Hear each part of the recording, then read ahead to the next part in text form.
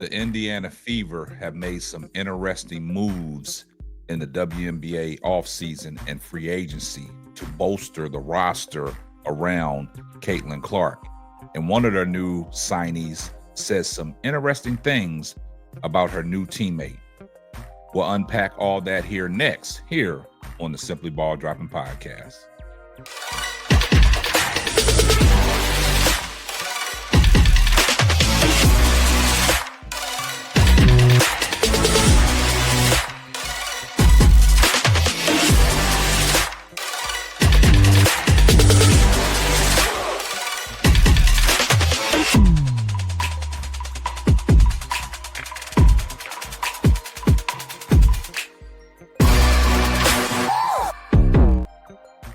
Well, the Indiana Fever made some strong moves in this WNBA free agency.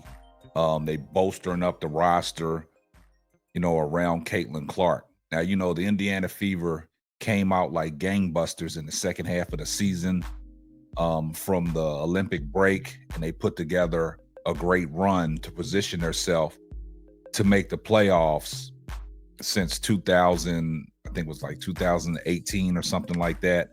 And ever since the Tamika Catching days. And they have a star player on their roster in Caitlin Clark. Also, they have Aaliyah Boston. Both of them was number one picks for the Indiana Fever in the WNBA draft. So what they did in the offseason of the WNBA to bolster up the roster around Caitlin Clark has been tremendous. They putting all their eggs in one basket and they're swinging for the fences. They want to make a deep playoff run and potentially win a WNBA championship. And now that, free agency has hit, the Indiana Fever has made some major moves. And I think in this WNBA free agency, the Indiana Fever probably are sitting at the top of doing themselves a great service by getting the players that they got.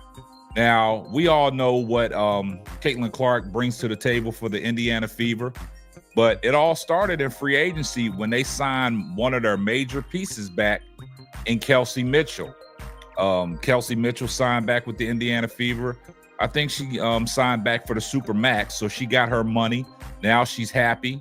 I know last year she did an interview and everybody thought that she was, 1 foot in and 1 foot out. Me personally, I thought, the way she conducted that interview, I thought she was out the door. But, she surprised me. She signed back with the Indiana Fever. I guess this gives her the best opportunity to win.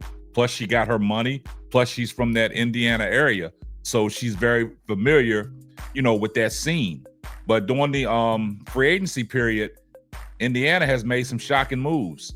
Now, what they did, they added, forward Sophie Cunningham. Also, they added, forward Natasha Howard. They picked up Sydney Colston.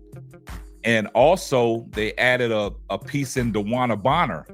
Now, Indiana needed stronger defense and a consistent threat from the wing position. And more three-point shooting doesn't hurt. The Fever got all that. They got DeWanna Bonner. DeWanna Bonner, 6'6", 6'7", can stretch the floor and shoot that thing with the best of them. They got forward Sophie Cunningham. Also, we already know what Natasha Howard brings to the table. We already know what the feisty guard and Sydney Colston brings to the table, up-tempo guard. Also, they let Katie Lou Samuelson walk, but they building around Caitlin Clark, and they're letting them know that they want to win now. Now, this all started because Christy Sides, everybody blamed Christy Sides last year for a majority of the Indiana Fever losses, where they wouldn't hold Caitlin Clark accountable, but they would always just put the onus on Christy Sides. And from the start, when they got out the gate and they were slumping, everybody wanted Christy Sides fired. Everybody, said that she needs to go. She's not the right coach for Caitlin Clark. Now, I came to Christy Sides' defense and said, Christy Sides is a good coach, man. Look what she did in the second half of the season, man, when that team started coming together. And they went on a streak during the middle of the season, which I thought opened a lot of, avenues and a lot of doors for Indiana. And it opened up a lot of people's eyes on how that offense could be constructed, because at that time, everybody complained about Kelsey Mitchell and Erica Willard, dribbling the air out the ball, not giving Caitlin Clark a chance. Caitlin Clark always bringing the ball up the court. But in that 5-game win streak, the ball was in Kelsey Mitchell's hand, bringing the ball up the court, taking that pressure off of Caitlin Clark, so Caitlin Clark could, get off the ball and come off pin downs and come off these screens and these actions, and then, operate from there. So Kelsey Mitchell bringing the ball up relieved a lot from Caitlin Clark, and a lot of people were saying, oh, nah, she's freezing out Caitlin Clark. But now in this offseason, they brought in a substantial enough people to help Caitlin Clark get over the hump.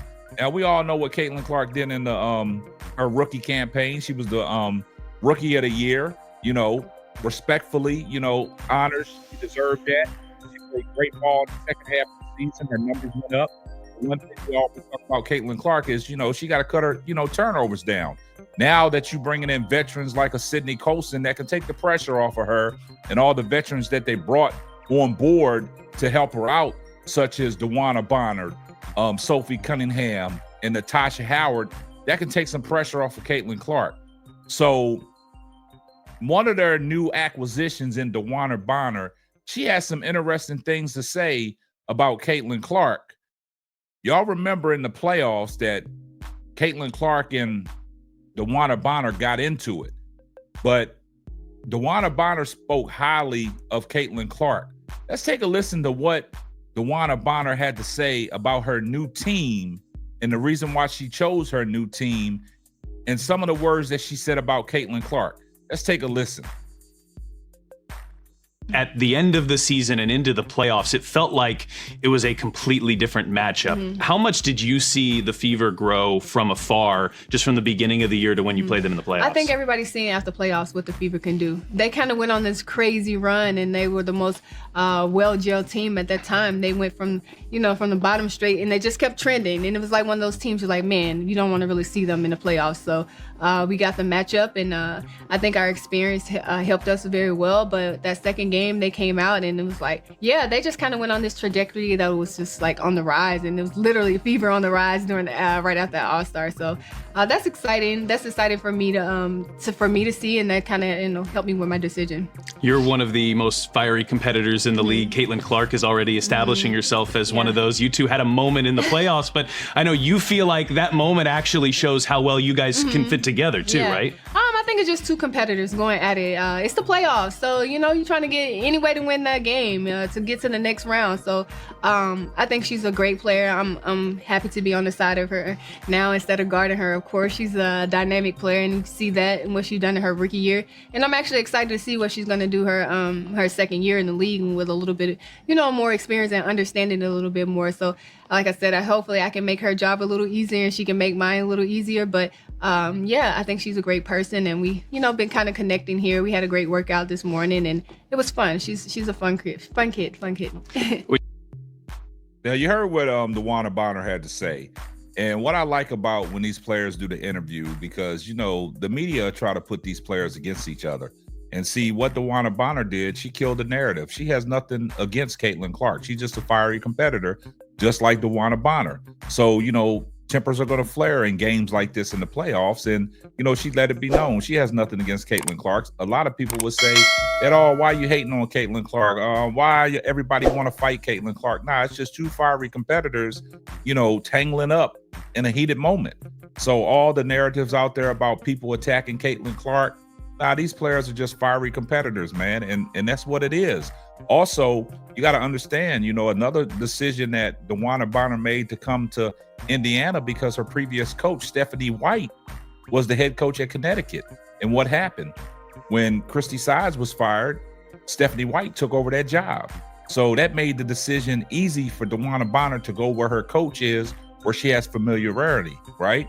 But we all thought that DeWanna Bonner might have followed AT out there to Phoenix, but that didn't happen. They split apart. All of them were broken up, just like Dejanay Carrington. She went to Dallas, so that Connecticut program is really in a rebuild, right? Marina Mabry out there requesting a trade. But, the words that DeWanna Bonner uttered about Caitlin Clark might surprise a lot of people, because DeWanna Bonner is one of them little soft-spoken persons, you know what I'm saying, where she really don't say too much, but that was a powerful interview that she had, and some of the, you know, gesturing words that she said about Caitlin Clark. So you guys let me know what y'all think about today's video. I see everybody in the comments section, hashtag salute. And if you're not subscribed to the channel, do me a favor, hit the subscribe button, turn your post notifications on so you know every time Simply Ball drops another hot banger. And we're going to catch you on the next one. Deuces. Thanks for listening to the Simply Ball Droppin' podcast. Be sure to subscribe, like, and share on all major platforms. That's all, folks.